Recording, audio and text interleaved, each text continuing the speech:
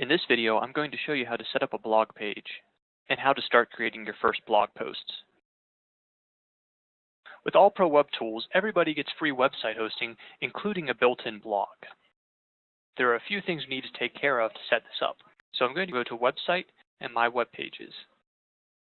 And now using the search, I'm going to bring up the blog page so we can see how this is set up. Notice there's no content on this blog page.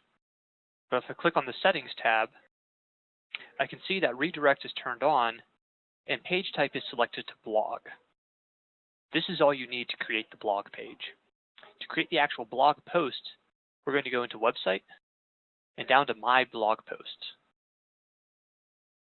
Here I have a list of the existing blog posts that I've already created. For now, I'm going to click on Create New Blog Post. And now I see something very similar to when I create a new web page. For the page name and page title, I can put in the title of the blog post that I want to create.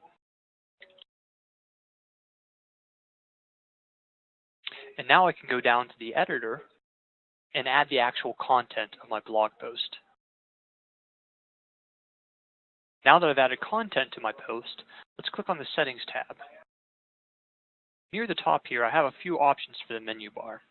Unless you have a very special blog post, there's really not any reason to have it on the menu bar in addition to the blog page. So I'm going to ignore these for now. But if I scroll down, there are a few extra settings special for blog posts.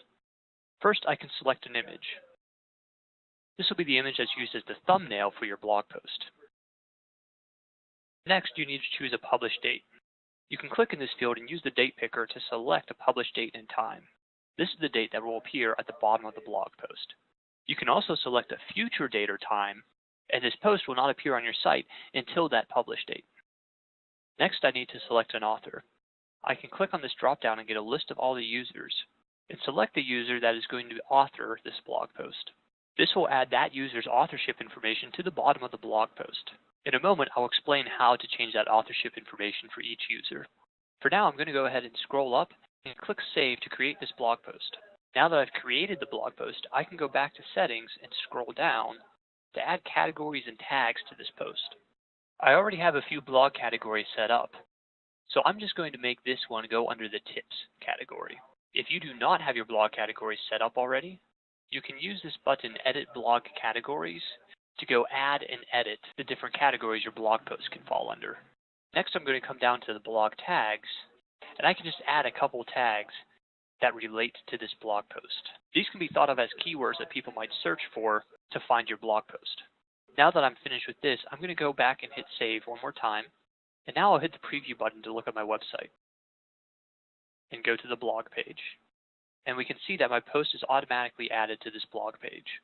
If I look at my post, at the bottom of this is the authorship information I had mentioned earlier. So now let's go back to the console, and we can look at that authorship information by going to Settings and Users. Select the user you want to look at, and under this Authorship tab, you can edit what appears whenever John authors a blog post. Now let's look at one last thing under Settings and Website, and we'll go to Blog Settings. Here we can change how the blog page looks when people view it. Under Blog Layout, you can choose whether to show your post as a grid or as a list. If you select Grid, you can specify how many columns you want to appear. You can change how many characters are shown in the preview, and here you can decide whether the preview shows the original formatting or strips the formatting and simply shows the text. We recommend leaving it as stripped formatting. You can decide how many posts to show per page, and here you can decide how many posts should be showed in the Recent Posts sidebar. Currently, my site is only going to show the 3 most recent. Further down, you can decide what the comment interface is. You can decide to allow no comments, to use Facebook, or to use AllProWebTools. Using Facebook will allow your users to also post their comments directly to Facebook, while using the AllProWebTools allows you to approve comments before they are shown on your website. When you're finished, remember to click Update Blog Settings. And now I'm going to look at my blog page again by clicking the Preview button and going to Blog.